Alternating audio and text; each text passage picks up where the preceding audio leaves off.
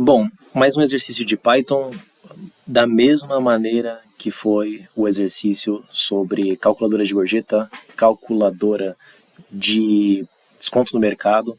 Agora vai ser a calculadora do custo de combustível em uma viagem sem considerar pedágios e gastos do carro. Dá para inserir essas variáveis, mas estamos fazendo da maneira mais simples possível.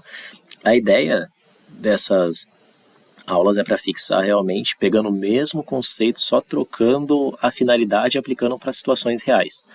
Bom, então, como sempre, o primeiro é sempre dar boas-vindas ao usuário, né? Então sempre vamos printar aqui.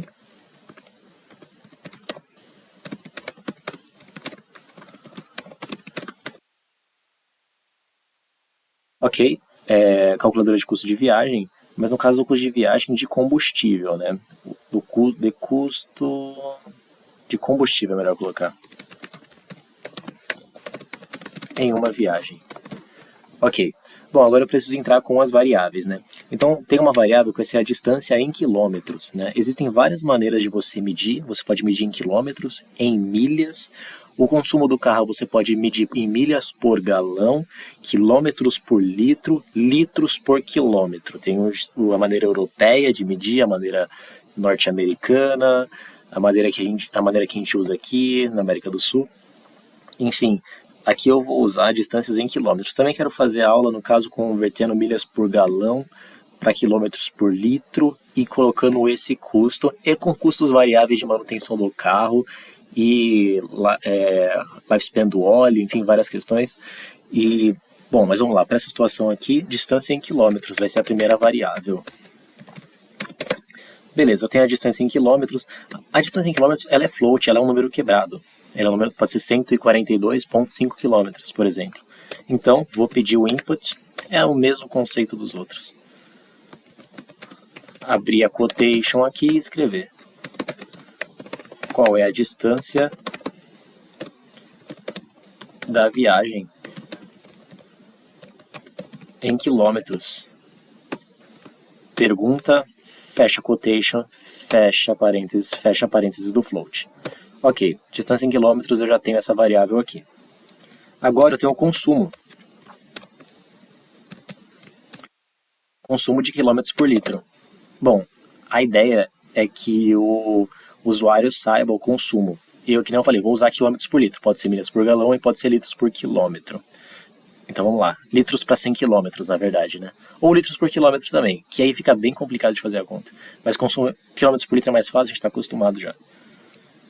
Float também, porque o consumo ele é algo quebrado.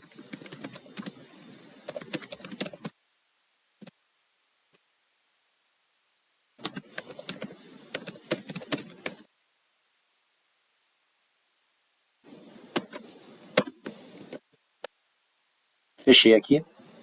Agora sem saber o preço do litro. Que aqui também é a mesma coisa, a gente compra por litro, né, a gasolina, em reais. Que também é um número quebrado, então é float.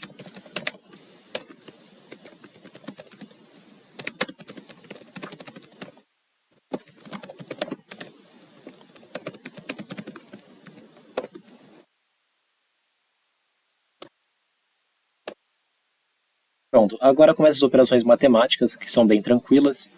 Bom, eu tenho que saber a quantidade de litros que eu vou gastar numa viagem, né? É assim que eu faço o preço, o custo, né?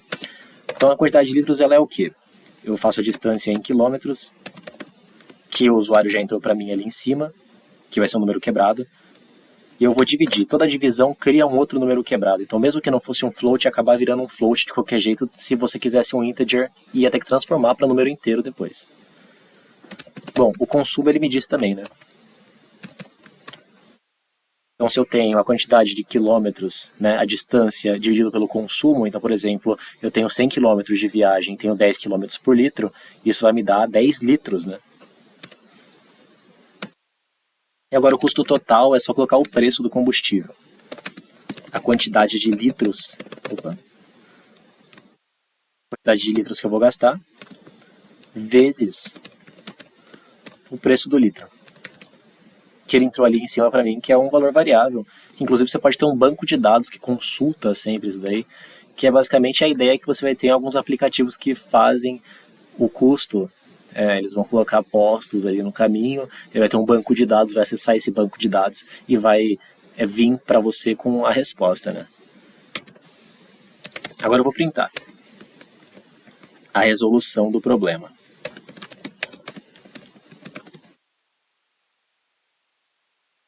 Vou colocar em reais aqui,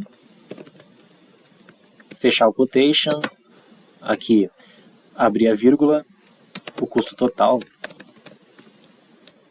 Vamos testar? Bom, a ideia foi bem tranquila no caso, né? Eu criei num dos blocos aqui 3 variáveis, operei elas matematicamente como sempre, acho legal sempre você discriminar certinho as variáveis. Se você for acessar o programa depois, você sabe com o que está mexendo.